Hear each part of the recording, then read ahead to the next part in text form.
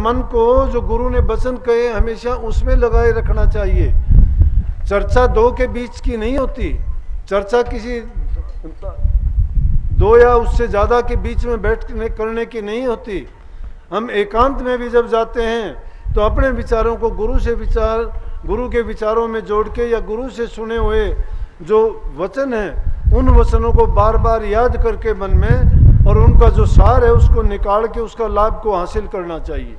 उससे एक तो हमारे विचार किसी दूसरे ख्यालात से नहीं जुड़ेंगे, किन्हीं दूसरी बातों में नहीं फंसेंगे, और दूसरी बात ये होगी कि जो गुरु ने बताए वचन हमें सुनाए हैं उनका जो सार निकला है वो हमारे जीवन को एक दिशा देगा और उसके अनुसार चलने से आगे अच्छा ही अच्छा होता चले जाएगा। वही विचार हमें संवार देंगे अंदर से। बाहर से तो शरीर की सेवा संवारेगी, अंदर से जो गुरु के विचार हमें वो संवार देंगे। रही धन की बात, धन सबके पास नहीं होता, लेकिन धन पैसे को ही धन ना मानना। अच्छे कर्म करके जो भी आप संचय करते हो वो सबसे बड़ा धन आपके पास है। नाम की कमाई करके जो आप इकट्ठा करते हो सबसे बड़ा धन है। नाम के तुल्य कोई भी धन नहीं है।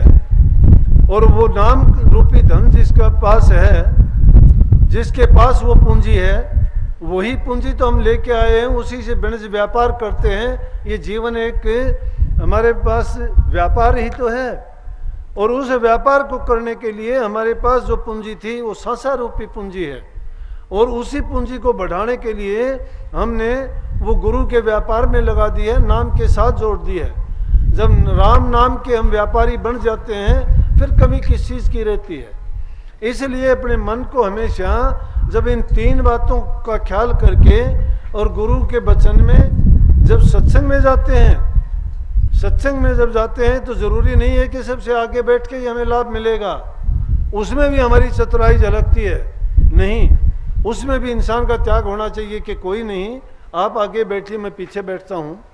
एक कि तुम देखोगे आते सबसे बाद में, वो बैठना सबसे आगे चाहते हो। अरे सत्संग तो वहां तक भी सुनेगा, दूर तक भी सुनेगा। एक दूसरे के लिए अगर हम में ये त्याग नहीं है, हम उसके लिए इतना भी नहीं कर सकते। हम तो अगर कोई बैठ जाता है तो बल्कि उससे झगड़ा करते हैं, या नहीं तो बाहर जाके कर लेंगे कि तूने मुझे ही क्यों कहा। ये सत्संगियों की भावना नहीं है। ये चीजें जो बताई गई, आदमी तप कब कर सकता है? जब वो तप के रास्ते पर चलेगा। तप है क्या? इंद्रियों को साधना है। इंद्रियां कब सधेंगी? जब इंद्रियां जिस रास्ते पे जाती हैं उस रास्ते से मोड़ के गुरु के बताए रास्ते पर लगा दोगे।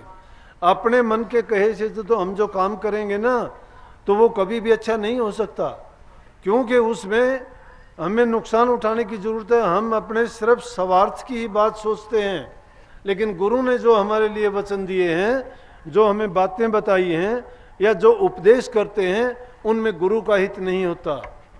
वो सर्वदा ऐसी बात कहते हैं जो सर्वजन हित की होती है, सबकी भलाई की बात होती है। अगर आदमी एक की बात करता है तो उस बात में उसका स्वार्थ विद्यमान होता है, लेकिन जो बात सबके भले की कही जाती है वो सबका कल्याण करती है, क्योंकि उसमें किसी एक आदमी का हित नहीं है। अगर ऐसी बात है तो उसको उपदेश ना समझो, उसको ज्ञान की बात ना समझो, और ना ही उसमें हमें किसी प्रकार का लाभ मिल सकता है। तो ये जब सत्संग में जाते हो ये ना सोचो कि मैं ही सब कुछ हूँ। नहीं, जब तक हम सेवा करनी नहीं सीखते हैं, प्रेम हमारे अंदर नहीं है, दूसरे का आदर भाव नहीं करते, तो हमें भी वो चीज़ नहीं मिलेगी। संसार का नियम है कि जैसा तुम दूसरे को दोगे वैसा ही तुम्हें मिल जाएगा। लेकिन जो मूर्ख आदमी होते हैं उनको तो समझाने के भी कुछ हासिल नहीं हो सकता, क्योंकि मूर्ख को समझाओ तेरे ज्ञान गांठ का जा। मूर्ख को क्या समझाना है? उसको तो उससे अच्छा तो चुप हो जाए तो अच्छा है। मूर्खों का काम नहीं है। और राधा स्वामी मत संत मत कहो, ये तो समझदार लोगों के लिए है। जो इसको समझ जाता है, करनी कम करनी पड़ती है, लेकिन समझ इसमें बहुत ज़्यादा आदमी को लेनी पड़ती है। जिसको समझ आ जाती है उसकी सब प्रकार की परेशानियां मिट जाती हैं, क्योंकि जब तक इंसान समझता ही नहीं है तो उसका फायदा क्या? वो समझने का मतलब है उसके गुण को और दोष को जान लेना, पहचान लेना। जिस चीज़ को हमने समझ लिया, उसका पता लग गया कि इसमें ये गुण है, तो हम समझे। अगर ये हमें नहीं पता लगा इसका गुण क्या है, दोष क्या है, तो उस चीज़ को अपनाने से फ़ायदा क्या है। हम उसी चीज़ को अपनाते हैं जिससे हमें फ़ायदा होता है। और इसका फ़ायदा, सबसे बड़ा फ़ायदा ये है कि वो यहाँ से देखने में, नाम लेने में, संतों की संगति के करने में, महापुरुषों के सत्संगों में जाने से आदमी की अगत और जगत दोनों बन जाते हैं। जगत कैसे बनता है कि बुराई उसकी सारी छूट जाती हैं। इसीलिए कहीं ने कबीर साहब कहते हैं, जा दिन सतगुरु भेंटियार ता दिन लेखे जान। जिस दिन सतगुरु मिलता है वो दिन लेखे में गिनो। लेखे में गिनने का मतलब कि उसके बाद जो कर्म किए जाते हैं उसके फायदे को मानो। पीछे के जो कर्म किए गए वो अज्ञान के बस किए हमने, वो तो गुरु के दिए हुए दिन नहीं थे। उसमें जो हमने कर्म किए वो अज्ञान के बस कर्म किए। चाहे हमने कैसे भी कर्म किए, बुरी आदतें थी, किसी भी प्रकार की बुरी आदतें थी जो भी हमने की, गुरु से मिलने से पहले की, वो अज्ञान में की, जानबूझ के की, जैसे भी की, वो हमारा कर्म था। लेकिन वो उस लेखे में नहीं जुड़ता। क्यों नहीं जुड़ता? कि मनुष्य का चोला हमें इसलिए मिला है कि हम मालिक की भक्ति करके अपनी रूह को पाक साफ और पवित्र बना के इस काल जाल से निकाल के सतगुरु के चरणों में लेके जाएं। लेकिन जब तक ये इस संसारी झमेले से जो इतने प्रकार के बंधन दुनिया में पड़े हुए हैं, उन बंधनों से जब तक हम मुक्त नहीं होते हैं तो उस मंजिल को कभी भी नहीं पा सकते। क्योंकि बंधनों में जकड़े हुए तो हम हिल ही नहीं सकते यहाँ से। क्यों? करम बाजीगर सा दो रोप्या जो फंदा, कूद गया सोए साहिब का बंदा।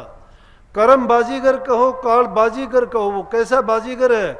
जिस प्रकार से बाजीगर खेल दिखाता है, डुगडुगी बजाता है, हम डुगडुगू की तरफ ख्याल करते हैं, वो अपना काम कर जाता है। जो तुम्हें खेल दिखाता है उसमें तुम, कोई कहता है नज़रबंदी, कोई उसको जादू कहता है, कोई उसको हाथ की सफाई कहता है, कोई हेरा फेरी कहता है। इसी प्रकार से वो काल बाजीगर है। और वो काल बाजीगर क्या डुगडुगी बजाता है, माया का खेल दिखाता है, जीव अंधा हो जाता है, उसको देख के भ्रम में पड़ जाता है और वो अपना काम कर जाता है, इसको जीव को नहीं निकलने देता। तो हमारे लेखे में कौन से दिन गिने जाते हैं? जिस दिन सतगुरु मिलता है। सतगुरु मिलने से पहले किए गए जो कर्म हैं उनका नतीजा कभी भी अच्छा नहीं हो सकता, क्योंकि वो कर्म हमने अज्ञान के बस किए, और अज्ञान के बस किए हैं वो कभी अच्छे नहीं हो सकते। काम तो जो सोच समझ के किया जाता है, जिसका गुण दोष जानने के बाद में हम जिसको अच्छा परिणाम सोचते हैं वो करते हैं, वही लेखे में गिना जाता है। तो इंसान का मुख्य करके काम था कि सतगुरु की भक्ति करके इसको, जो जन्म जन्मांतर के हमारे कर्म थे, ये जीव अपने साथ जो लेके आया था, उस कर्म को काट के और आगे के लिए प्रबंध करना कि दुनिया में फिर कभी नहीं आना, वो दिन लेखे में आता। इसलिए कबीर साहब ने कही कि जो दिन सतगुरु भेटियार सो दिन लेके जान, जन्म अमोलक खो दियार बिना गुरु के ज्ञान। बिना गुरु के ज्ञान के हमारा जन्म जो जितना भी था वो हमने अज्ञान के बस खो दिया। जब भी मैं तो जब एकांत में जाता हूँ, जब सोचता हूँ ये बात, जो मैं सोचता हूँ वही बात आपको बताता हूँ, अलग मेरे पास कुछ भी नहीं होता। मैं सोचता भी क्या हूँ, मैं वही बात सोचता हूँ जो गुरु ने ज्ञान दिया है। मैं इन बातों से कभी आगे निकलता ही नहीं हूँ। क्यों? जब भी सोचता हूँ कि गुरु ने जितना एहसान किया है, अगर कितने भी जन्म लिए जाएं तो भी उनका एहसान नहीं उतारा जा सकता। गुरु ने ऐसे ऐसे जो हमारे बंधन पड़े हुए थे, इतनी बुरी आदतें जो हमारे थी, इतने खोटे मंदे कर्म हमने जो किए थे, वो सहज में तो नहीं छूटने वाले। या हम अगर उनको छोड़ देते तभी छोड़ देते, तो उससे पहले का जो जीवन था, उससे पहले जो कर्म किए गए वो हमारे अपने कर्म थे। अपना जो कर्म था वो अच्छा नहीं था।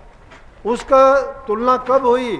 जब गुरु से हमने नाम लिया, और जब दोनों प्रकार के कर्मों को तुलनात्मक ढंग से देखा गया कि एक तो वो हमने कर्म किए थे, और एक आज का समय है कि गुरु का नाम लेने के बाद में सारे सुख हैं। शारीरिक सुख है, बुराइयां छूट गई। मानसिक सुख है, किसी का बुरा सोचते नहीं, जो सोचते हैं अच्छा सोचते हैं। जो भी चिंतन करते हैं नाम का करते हैं, गुरु के वचन का करते हैं। अंतर की सफाई हो गई, और जितना भी हमारा समय लगता है वो नाम में, सुमरण में, भजन में जाता है, या परोपकार में लगता है, दूसरे की भलाई में, दूसरे के कल्याण में। अगर कोई कड़वा वचन जैसा भी कहा भी जाता है तो वो किसी के नुकसान के लिए नहीं बल्कि उसके सुधार के लिए कहा जाता है। तो सबसे पहली बात है कि इस जीव को चाहिए कि अपनी बुराइयों को त्याग दे। जब तक इसमें बुराइयां भरी पड़ी हैं, जब तक इसमें मैं और मेरी का सोच है, जब तक ये अपने स्वार्थ की बात करता है, अपने सुख को, सुविधा को चाहता है, अपना सुख सुविधा छोड़ के दूसरे को जब ये सुख देगा, दूसरे की भावनाओं की कदर करेगा, उसकी सेवा करेगा, मैं कहता हूं कि आपको इतनी आत्मिक रूप से, मानसिक रूप से जो अंदर में खुशी और शांति मिलेगी वो अपने सुख में कभी नहीं मिल सकती। अपना जो सुख होगा वो सुख थोड़े समय के लिए होगा, लेकिन अगर तुमने किसी का भला किया है, किसी की सहायता की है और किसी को थोड़ा सा भी आपने सुख पहुंचाया है, चाहे वो किसी भी प्रकार से कोई भी मदद करके, चाहे वो आपने तन से की, उसकी मन से की या धन से की, तो उसके मन से निकले हुए अच्छे जो वचन होंगे वो हमें निहाल कर देंगे। हमारे लिए हमेशा वो वचन एक अच्छी भावना लेके खड़े होंगे और हमें और भी अच्छा करने के लिए प्रेरित करते रहेंगे। तो एक बार हमने अगर अच्छा करने की आदत डाल ली तो हमेशा ही चाहेंगे हम अच्छा करें। जिस प्रकार से एक पापी आदमी जब पाप करना, अपराध करना शुरू कर देता है तो वो अपराध को कभी अपराध मानता ही नहीं, उसको बोध नहीं रहता मैं अपराध करता हूँ, पाप करता हूँ, या इसका परिणाम क्या रहेगा। इसलिए सत्संगियों में ये बात कही जाती है कि सबसे पहले वो बुराइयों को त्याग दे। जब बुराइयों को आप त्याग देते हो तो फिर अच्छाई रह जाती है, अच्छाई को अपनाने की जरूरत नहीं होती।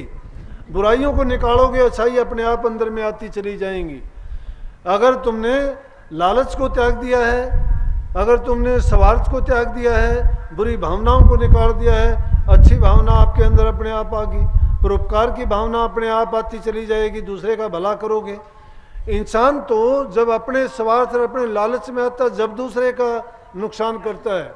जब हम किसी का नुकसान नहीं करते तो हमारे अंदर त्याग है और दूसरे की सहायता करने की जो भावना है वो हमें नाम की तरफ बढ़ाती है। फिर हमारी लालसा होती है कि हम उस मालिक के नाम को सुमर के और भी उसकी कमाई करके अपने आप को इतना ऊंचा उठाएं कि हमें फिर संसार में दोबारा से ना आना पड़े।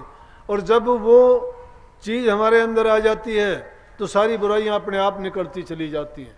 कोई अगर बुरा भी कहता है तो उसको भी हम बुरा नहीं मानते, कोई अच्छा भी कहता है तो उसका हम अभिमान नहीं करते, क्योंकि सुख के समय आदमी कभी भी गाफिल ना हो, अहंकार ना करो किसी भी चीज़ का, क्योंकि सुख और दुख जिंदगी में आते जाते रहते हैं।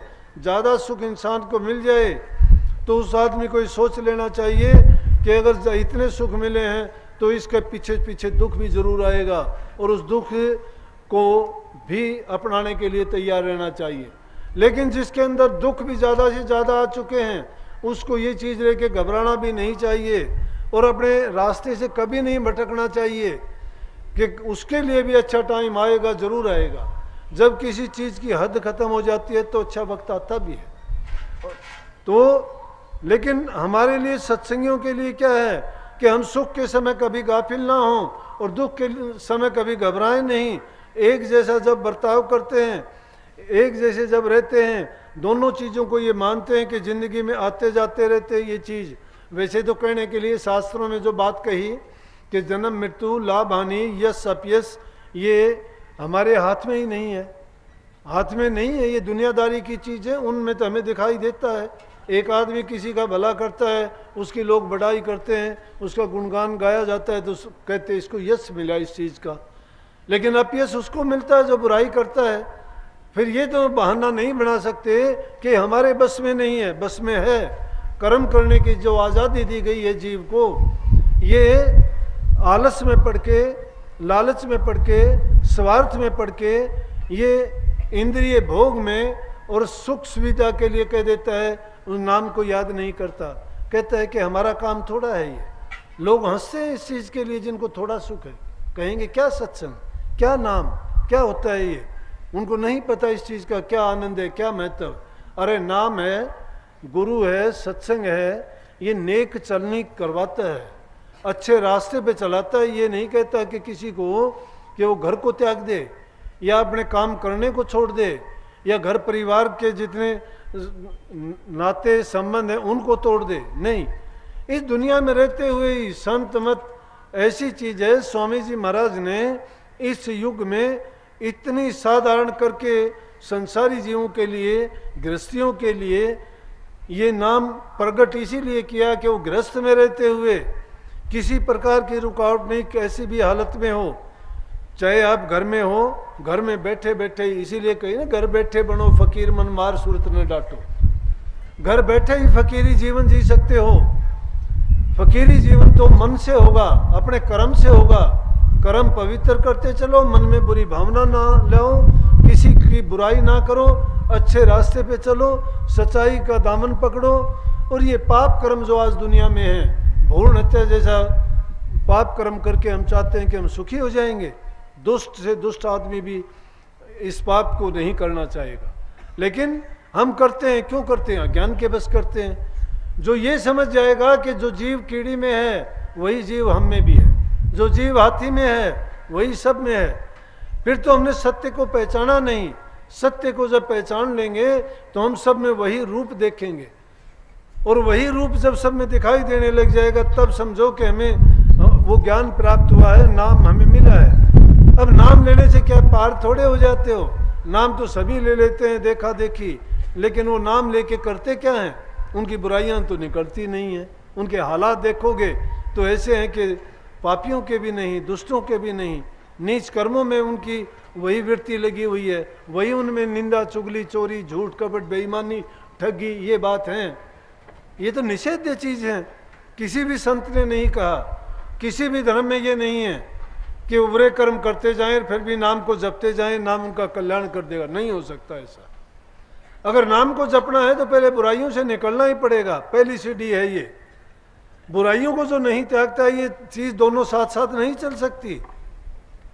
एक ही चीज चलेगी, एक ही रास्ता है। कबीर साहब ने कही ना, कबीरा मन तो एक है, बहुत जगह लगा, चाहे हर की भक्ति कर, चाहे विषय कमा। अगर विषय विकारों में मन लगा रखा है तो वही करो, भक्ति नहीं हो सकती। अगर भक्ति के मार्ग पर चलना चाहते हो तो विषय विकारों को और इन बुराइयों को तो त्यागना ही पड़ेगा।